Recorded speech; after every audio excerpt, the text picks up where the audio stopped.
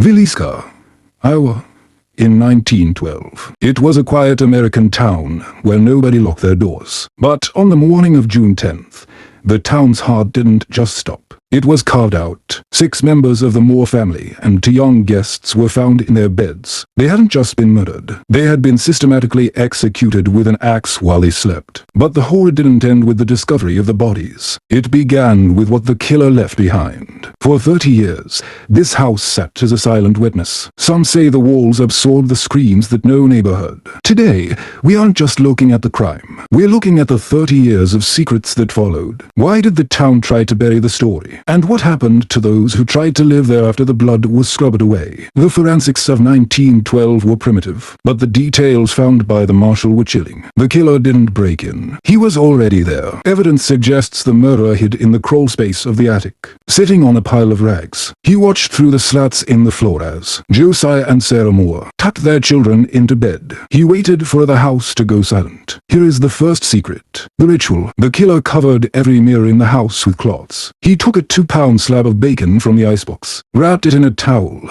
and left it on the floor next to the axe. Psychologists today call this undoing, a way for a killer to hide from the gaze of his victims. But in 1912, the town saw it as something darker, something occult. For 3 decades, Villisca was a town divided by 2 names. First, Reverend Lynn George, Jacqueline Kelly, a traveling preacher with a history of mental instability. He confessed to the murders in a rambling statement, claiming God told me to finish them, but a jury acquitted him. Why?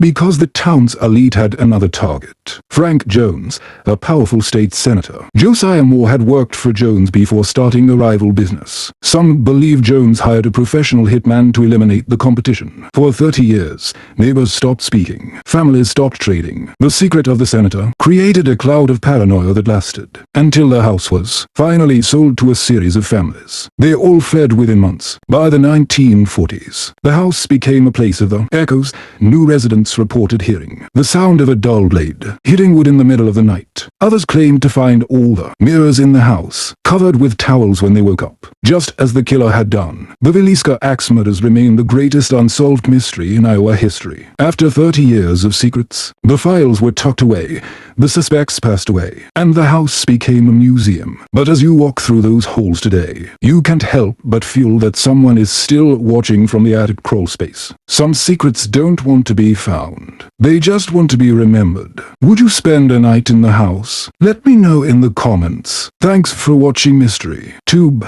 Subscribe for more deep dives into the dark side of history.